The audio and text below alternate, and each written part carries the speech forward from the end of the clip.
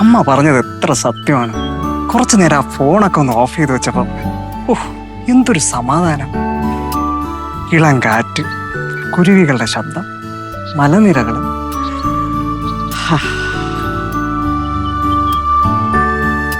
ദാ വരണം സമാധാനം കിടത്താൻ. എവിടെയും കൂടെ പിടിച്ച് എവിടെയെങ്കിലും പൂട്ടിയിട്ടിരുന്നെങ്കിൽ എനിക്ക് സമാധാനം കിട്ടി. നിങ്ങൾക്ക് എന്തിന്റെ കേടാ പ്രശ്നപ്പെട്ട? എന്താ ഈ പൊരി വെയിലത്ത് വന്നിരുന്ന് പുസ്തകം വായിക്കാൻ നിങ്ങൾക്ക് വല്ല പ്രാന്തുണ്ടോ? എടി, ഇതുപോലെ ശാന്തസുന്ദരമായിട്ടുള്ള സ്ഥലത്തിരുന്ന് ബുക്ക് വായിക്കുന്നതിന്റെ സുഖം നിനക്ക് പറഞ്ഞാൽ മനസ്സിലാവൂല. പിന്നെ ഈ പൊരിവെയിലത്തിരുന്ന് പുസ്തകം വായിക്കുന്നതാണല്ലോ ശാന്തസുന്ദരമായിട്ട് ഉള്ള സുഖം. എടി, നീ തന്നെ ഒന്ന് നോക്ക്, എന്ത് ശാന്തതാണെന്ന് നോക്ക്. ഇവിടെ ഇളം കാറ്റ്, കുരുവികളുടെ ശബ്ദം, മലനിരകള്, സൂര്യപ്രകാശം. തേങ്ങാക്കൊലകൾ ആടിയില്ലേ പ്രകൃതി മനുഷ്യനെ? എന്നാ ഇവിടെ ഇരുന്ന് വെയില് കൊണ്ട് പുസ്തകം വായിക്കേ കേട്ടാ. വല്ല സൂര്യാഘാതം ഏറ്റു വീഴുമ്പോ എന്നെ വിളിക്കണേ.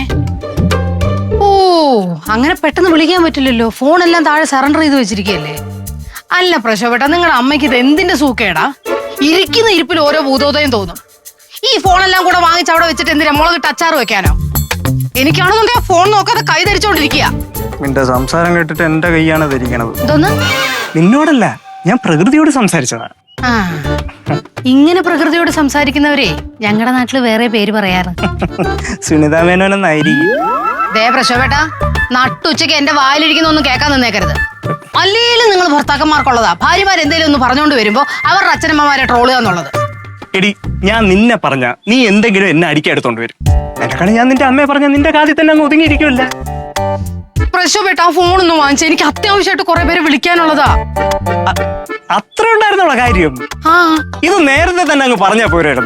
അത് വാങ്ങിച്ചു തരുമോ? പിന്നെ അല്ലാതെ. അയ്യോ, നീ ഒരു കാര്യം ചെയ്യ്. ആ ഫൈനിലുള്ള 2000 രൂപയും കൂടെ ഇങ്ങ് താ. 2000 രൂപ? ഒരു കാര്യം ചെയ്യ്, ആ ഫോൺ വാങ്ങിച്ചാ ഞാൻ ജിപേ ചെയ്തുതരാം. ആദ്യം ജിപേ ചെയ്യും, എന്നിട്ട് ഫോൺ വാങ്ങിച്ചു തരാം.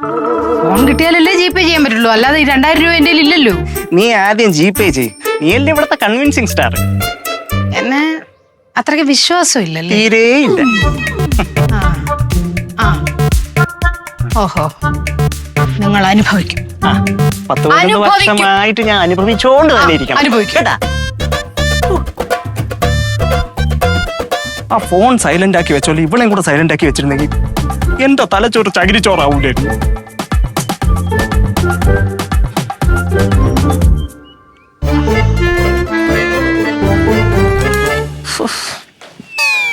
ഓരോരുത്തന്മാര് കയറി വന്ന് ഓരോന്നും പറഞ്ഞിട്ട് എന്തോന്നാണോ താനീ ഓടി കലശ് വരുന്നത് മനുഷ്യനെ പേടിപ്പിക്കാൻ? കുഴപ്പമൊന്നുമില്ലല്ലോ. കുഴപ്പോ? ആർക്ക്? അല്ല മാഡത്തിന്. എനിക്കോ? എന്ത് കുഴപ്പം?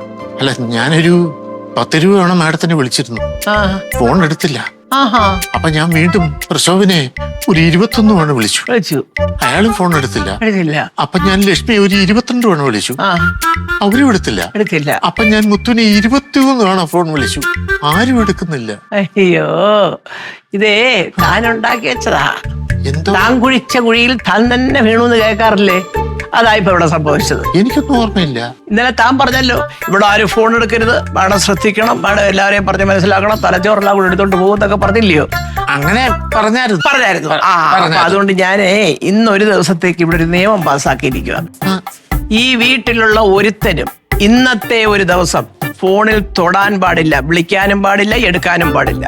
മനസ്സിലായല്ലോ? മനസ്സിലായി. എല്ലാവരും ഫോൺ കൊണ്ടുവന്ന് മേശപ്പുറത്ത് വെച്ചിട്ടുണ്ട്. ഇതോ മറ്റോ തെറ്റിച്ച് ഫോൺ എടുത്താൽ 2000 രൂപ പിഴ അവിടെ വെച്ചിട്ട് വേണം എടുക്കാൻ. അങ്ങനെ ആക്കി മാഡം? അങ്ങനെ ആക്കി. കാരണം മാനേജർ സാറ് പറഞ്ഞ് വരട്ടിയില്ലേ, തലച്ചോറൊക്കെ എടുത്ത് കളയേണ്ടി വരും. അല്ലാതെ അപ്പോഴ് വേറെ ഒരു വലിയ പ്രശ്നമുണ്ട് മാഡം. നമ്മുടെ മലേഷ്യൻ കമ്പനിയുടെ MD ഉണ്ടല്ലോ, ലത്തീഫ് മാഡത്തിന് ഒരു 10 രൂപ വിളിച്ചായിരുന്നു. കിട്ടാതെ വന്നപ്പോ കമ്പനി വിളിച്ചു, ഓഫീസ് വിളിച്ചു. അത് പറയാൻ വേണ്ടി ഞാൻ ഓടി വന്നതേ.